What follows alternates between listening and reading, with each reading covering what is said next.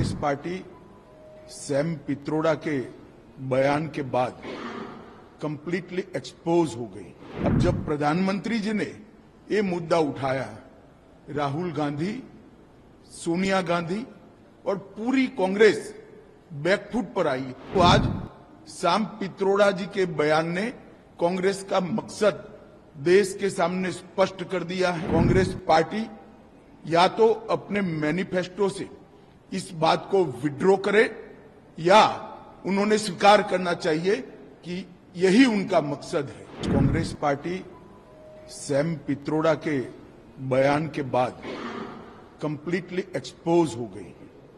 सबसे पहले घोषणा पत्र में सर्वे, मनमोहन सिंह का पुराना बयान जो कांग्रेस की लेगेसी है कि हम देश के संसाधन पर सबसे पहला अधिकार माइनॉरिटीज का मानते हैं, और अब इनके मैनिफेस्टो बनाने में जिनकी अहम भूमिका है वो सैम पित्रोड़ा का बयान कि संपत्ति के बंटवारे पर विचार होना चाहिए। अमेरिका का हवाला देते हुए इन्होंने कहा कि 55% संपत्ति सरकारी खजाने में जाती है। अब जब प्रधानमंत्री जी ने ये मुद्दा उठाया, राहुल गांधी, सोनिया गांधी और पूरी कांग्रेस बैकफुट पर आई कि हमारा मकसद ये नहीं है। परंतु आज सैम पित्रोड़ा जी के बयान ने कांग्रेस का मकसद देश के सामने स्पष्ट कर दिया है।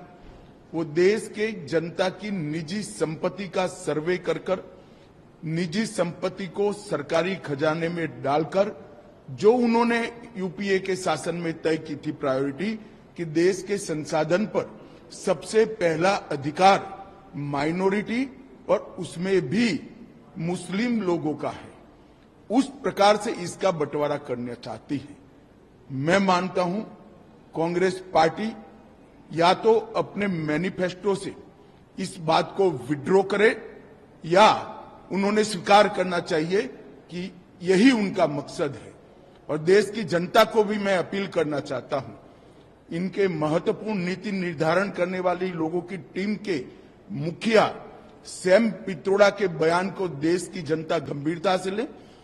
इनके मन में छुपी हुई मनसा क्या है आज बाहर आ गया है। इसका कॉग्निजेंस, इसका संज्ञान देश की जनता ने लेना चाहिए।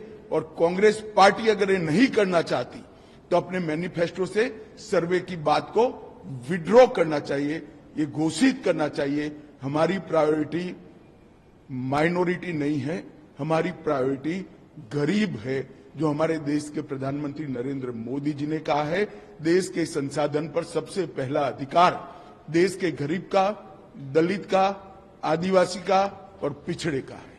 मैं मानता हूं देश की जनता ने आवाज मुखर करनी चाहिए और डिमांड भी करनी चाहिए।